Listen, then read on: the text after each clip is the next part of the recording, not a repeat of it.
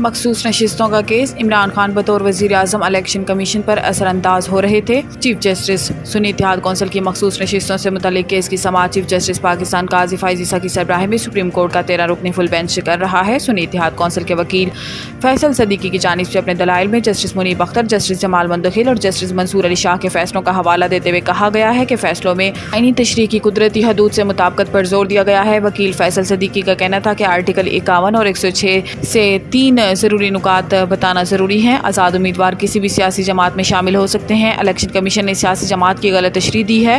Election commission نے مخصوص نشستوں سے متعلق آئین کو نظر انداز کیا ہے۔ چیف جسٹس قاضی فائز عیسیٰ نے ریمارکس دیے کہ رول سے آئین کو کنٹرول نہیں کیا جا سکتا، جس پر وکیل فیصل صدیقی نے کہا ہے کہ جسٹس منصور علی شاہ نے کہا تھا کہ 80% لوگ آزاد ہو جاتے ہیں تو کیا 10% والی سیاسی جماعتوں کو ساری مخصوص نشستیں دے دیں گے، جس پر چیف جسٹس نے کہا کہ جی بالکل، میں نہیں بلکہ آئین یہی کہتا ہے، کسی کی مرضی پر عمل نہیں ہو سکتا۔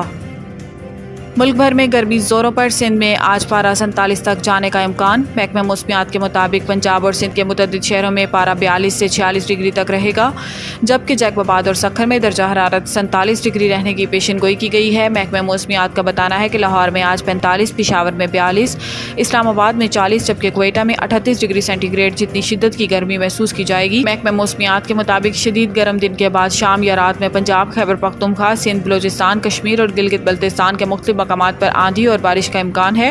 مزید برآں لاہور، راولپنڈی، سیالکوٹ، راجن پور، ڈیرہ اسماعیل خان، پشاور، سوات، تھرپارکر، میرپور خاص، حیدرآباد میں بھی بادل برس سکتے ہیں۔ سعودی عرب نے حج کی ادائیگی کے دوران 1301 حاجیوں کی جاں بحق ہونے کی تصدیق کر دی۔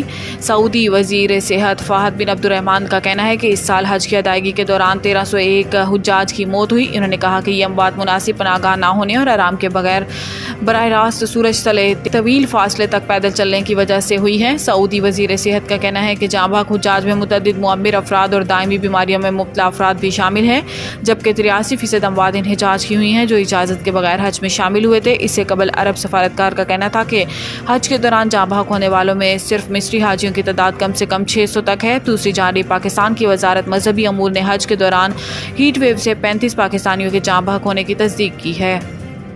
خاور مونی کا تشدد کیس، پی ٹی آئی وکیل کی ضمانت قبل از گرفتاری کی درخواست خارج۔ پی ٹی آئی وکلاء کی جانب سے خاور مونی کا پرتشدد کیس میں ضمانت قبل از گرفتاری کی درخواستوں پر سماعت انسداد دہشت گردی عدالت اسلام آباد کے جج طاہر عباس سپرا نے کی۔ عدالت نے خاور مونی کا تشدد کیس میں پی ٹی آئی کے وکیل فتح اللہ برکی کی ضمانت خارج کر دی، جبکہ پی ٹی آئی کے دیگر وکلاء کی ضمانت کی توثیق کر دی۔ درخواست گزاروں کی جانب سے ریاست حسین آزاد ایڈوکیٹ، سردار مصروف ایڈوکیٹ اور دیگر وکلاء پیش ہوئے، جبکہ مقدمے میں نامزد ملزم عثمان ریاض گل اور دیگر بھی عدالت میں پیش ہوئے۔ یاد رہے کہ خاور مونی کا پرتشدد سے متعلق کیس میں پی ٹی آئی وکلاء عثمان ریاض گل، فتح اللہ برکی اور زاہد بشیر ڈار نے ضمانت کی درخواستیں دائر کی تھیں۔